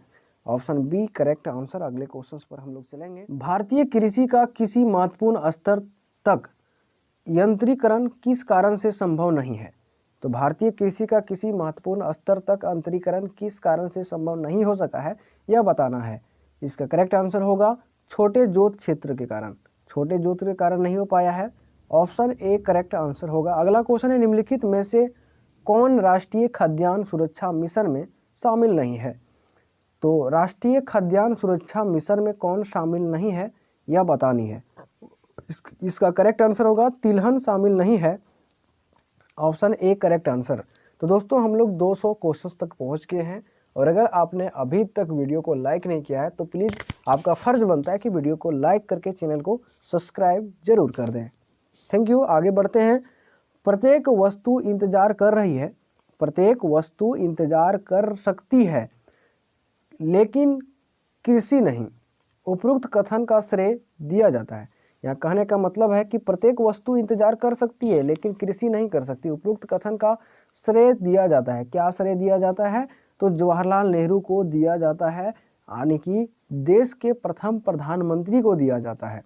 ठीक है, अगला क्वेश्चन है निम्नलिखित में से कौन सा एक सही सुमेलित नहीं है? जो सही सुमेलित नहीं है उसको बताना है, और इसका करेक्ट आंसर होगा सब्जियों की खेती हॉर्टिकल्चर कहलाती है, जो कि सही सुमेलित नहीं है, गलत है, बिल्कुल आंसर हो जाएगा। अगला है एंगमार्क एक्ट भारत में कब लागू किया गया? तो एंगमार्क जो एक्ट था भारत में कब लागू किया गया था? 1937 में। 1937 में लागू किया गया था। ऑप्शन ए करेक्ट आंसर हो जाएगा। अगला क्वेश्चन है राष्ट्रीय कृषि अनुसंधान प्रबंधन अकादमी अवस्थित है। तो राष्ट्रीय कृषि अनुसंधान प्रबंधन अकादमी जो अवस्थित है वह कहाँ पर अवस्थित है? तो हैदराबाद में अवस्थित है। Hyderabad. Option B correct answer हो जाएगा। अगला क्वेश्चन है भारतीय दलहन शोध संस्थान स्थित है। तो भारतीय दलहन शोध संस्थान जो स्थित है वह कहाँ पर है? तो कानपुर में है। Kanpur. Option C correct answer हो जाएगा। अगला क्वेश्चन है मौसम आधारित फसल बीमा योजना सर्वप्रथम लागू की गई थी। तो मौसम आधारित फसल बीमा योजना की जो सर्वप्रथम लागू की गई थी वह हरियाणा में लागू की गई थी। Option A Haryana correct answer होगा। अगला क्वेश्चन है केंद्रीय उपोषण बागवानी संस्थान अवस्थित है। तो कहाँ पर अवस्थित है? इसका करेक्ट आंसर होगा लखनऊ में अवस्थित है। अगला नेक्स्ट क्वेश्चन है राष्ट्रीय कृषि वानिकी अनुसंधान केंद्र स्थित है। तो राष्ट्रीय कृषि वानिकी अनुसंधान केंद्र जो अवस्थित है वह झांसी में अवस्थित है। Jhansi. Option B correct answer हो जाएगा। अगला क्वेश्चन है निम्नलिखित में से कौन सा देश दुनिया में गेहूं का सबसे बड़ा उत्पादक देश माना जाता है? और है। तो इसका करेक्ट आंसर होगा दुनिया में सबसे अधिक गेहूं उत्पादक की होती है तो यह चीन में होती है, चाइना में होती है। ऑप्शन सी करेक्ट आंसर होगा। अगला क्वेश्चन है एशिया का सबसे थोक मसाला बाजार में स्थित है। तो एशिया का सबसे बड़ा थोक मसाला बाजार जो स्थित है वह कहाँ पर स्थित है यह बतानी है और इसका करेक्ट आंसर होगा दिल्ली में स्थित है। कहाँ पर? दिल्ली में। ठीक है, अगला क्वेश्चन है निम्नलिखित में से कौन सी भारत के उत्तरी राज्यों की एक रबी फसल है। तो उत्तरी राज्यों की एक कौन सी रबी फसल है यह बतानी है और इसका करेक्ट आंसर होगा जौ जो है और उत्तरी राज्यों की एक रबी फसल है। अगला क्वेश्चन है IR-20 किस चीज की अधिक पैदावार देने वाली किस्म है। तो RN-20 जो है वह सब अधिक पैदावार देने के लिए किसकी है? तो चावल की अधिक पैदावार देने के लिए है। अगला क्वेश्चन कहता है विगत एक दशक में भारत में किस एक निम्नलिखित फसल के लिए उपयुक्त कुल पृष्ठभूमि लगभग एक जैसी बनी रही। तो क्या बनी रही, किसके लिए बनी रही? तो इसका करेक्ट आंसर होगा चावल, यानी कि धान के लिए बनी रही, चावल के लिए बनी रही। ऑप्शन ए करेक्ट आंसर हो जाएगा। अगला क्वेश्चन पर चलेंगे। निम्नलिखित में से कौन सा उपाय कृषि संचालन को कृषि विकास के लिए प्रेरक बनाने हेतु अपनाया गया है। तो निम्नलिखित में से कौन सा उपाय जो है वह कृषि संचालन को कृषि विकास के लिए प्रेरक बनाने हेतु अपनाया गया है। तो इसका करेक्ट आंसर होगा मध्याथों की समाप्ति, भूधृति सुधार, जोतों की हदबंदी, ये सभी। तो उपरोक्त डी सभी हो जाएगा। अगला क्वेश्चन है खाली जगह के बाद की अवधि के दौरान खाद्यान्नों विशेष गेहूं के उत्पादन में बहुत वृद्धि हुई थी। तो कब बहुत वृद्धि हुई थी? तो इसका करेक्ट आंसर होगा 1966 ईस्वी के बाद से। अगला क्वेश्चन है वर्ष भर बोई जाने वाली फसल है। तो वर्ष भर जो बोई जाने वाली फसल है वह क्या है? मक्का है। मक्का को वर्ष भर आप बो सकते हैं। मक्का वर्ष भर बोई जाने वाली फसल है। अगला क्वेश्चन है भारतीय सब्जी शोध संस्थान स्थित है। तो भारतीय सब्जी शोध जो संस्थान है वह कहाँ पर स्थित है? तो वाराणसी में स्थित है। Varanasi, option A correct answer होगा। दूध उत्पादन बढ़ाने के लिए भारत सरकार द्वारा कौन सी क्रांति शुरू की गई? तो दूध उत्पादन में बढ़ाने के लिए श्वेत क्रांति की जो शुरुआत है वह की गई है, यानी कि ऑप्शन बी श्वेत क्रांति राइट आंसर हो जाएगा। अगला क्वेश्चन है भारत में सहकारिता आंदोलन निम्नलिखित में से किस क्षेत्र में सर्वप्रथम प्रारंभ किया गया था? तो सहकारिता आंदोलन जो प्रारंभ किया गया था वह किस क्षेत्र में किया गया था? तो कृषक साख के क्षेत्र में किया गया था। ऑप्शन बी करेक्ट आंसर हो जाएंगे। अगला क्वेश्चन है देश में छोटे किसानों को परिभाषित किया गया है वे किसान जिसके पास जोत क्षेत्र कम से कम कितने हैं? तो कितने जोत क्षेत्र हैं? तो 1 से 2 हेक्टेयर तक हैं, उसे परिभाषित किया गया है छोटे किसानों को। ठीक है, ऑप्शन बी करेक्ट आंसर होगा। अगला क्वेश्चन है भारत में कॉफ़ी की खेती के लिए सबसे उपयुक्त क्षेत्र कौन सा है? तो भारत में कॉफ़ी के उत्पादन के लिए सबसे उपयुक्त क्षेत्र जो है वह दक्षिणी पठार है। दक्षिणी पठार है, ऑप्शन बी करेक्ट आंसर हो जाएगा। अगला क्वेश्चन है HYV कार्यक्रम को भारत में भी कहा जाता है। तो HYV कार्यक्रम को भारत में क्या कहा जाता है? तो श्वेत क्रांति या नव कृषि, तो नव कृषि नीति कहा जाता है। तो नव कृषि नीति, ऑप्शन डी करेक्ट आंसर होगा। अगला क्वेश्चन है वर्गीज कुरियन किससे संबंधित है? वर्गीज कुरियन संबंधित है श्वेत क्रांति से। श्वेत क्रांति यानी कि दूध उत्पादन से। ऑप्शन ए करेक्ट आंसर हो जाएगा। अगला क्वेश्चन है डॉक्टर नॉर्मन ई बोरलॉन्ग किस देश से थे? तो यह संयुक्त राज्य अमेरिका यानी कि अमेरिका से थे।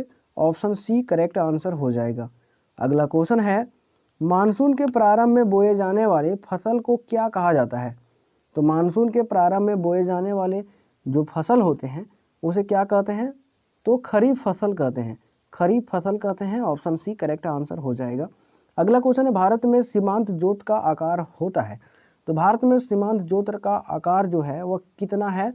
तो 1 हेक्टेयर से कम सीमांत जोत के अंतर्गत आता है। ऑप्शन ए करेक्ट आंसर होगा। अगला क्वेश्चन है भारत में कृषि फसल वर्ष की अवधि होती है। तो कृषि फसल वर्ष की जो अवधि होती है वह क्या होती है? तो जुलाई से 30 जून, 1 जुलाई से 30 जून तक होती है। आगे बात करेंगे निम्नलिखित में से कौन सा भारतीय अर्थव्यवस्था का प्राथमिक क्षेत्र है? तो भारतीय अर्थव्यवस्था का प्राथमिक क्षेत्र की अगर हम बात करें तो कौन सा है, तो कृषि है। कृषि है, ऑप्शन ए करेक्ट आंसर। अगला क्वेश्चन है, सिल्वर फाइबर क्रांति निम्नलिखित में से किससे संबंधित है? तो सिल्वर फाइबर क्रांति निम्नलिखित में से किससे संबंधित है? तो इसका करेक्ट आंसर होगा कपास से संबंधित है, ऑप्शन डी करेक्ट आंसर होगा। अगला क्वेश्चन है, भारत में कृषि जोतों का उपविभाजन एवं अपखंडन निम्नलिखित में से किसके कारण होता है? तो इसका करेक्ट आंसर होगा संयुक्त परिवार प्रथा का ह्रास, जनसंख्या में वृद्धि, उत्तराधिकार का कानून, उपयुक्त सभी। तो उपयुक्त सभी, ऑप्शन डी करेक्ट आंसर। निम्नलिखित गतिविधियों में से किसमें भारत में कामगारों की संख्या अधिकतम है? तो इस गतिविधियों में से सबसे अधिक कामगारों की अगर संख्या देखा जाए तो कृषि क्षेत्र में सबसे अधिक है, ऑप्शन डी करेक्ट आंसर होगा। अगला क्वेश्चन है, निम्नलिखित में से किस एक राज्य में पटसन यानी कि जूट की खेती सार्थक रूप से नहीं की जाती है? तो किस में नहीं की जाती है?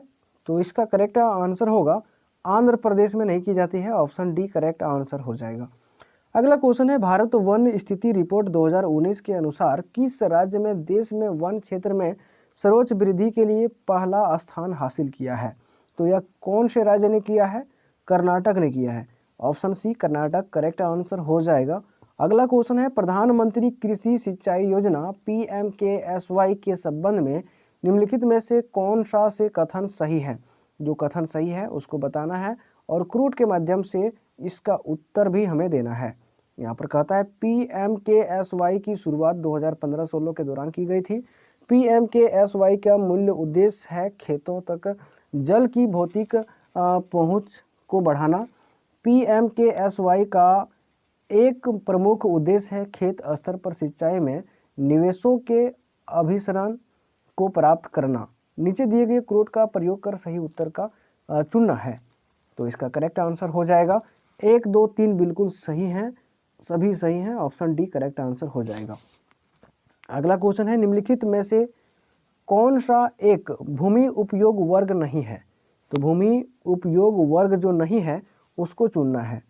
इसके लिए आपको 4 ऑप्शन मिलेंगे और इसका सही उत्तर होगा ऊसर और व्यर्थ भूमि। ऊसर और व्यर्थ भूमि जो है वह भूमि उपयोग वर्ग में नहीं आता है, तो ऑप्शन बी करेक्ट आंसर हो जाएगा।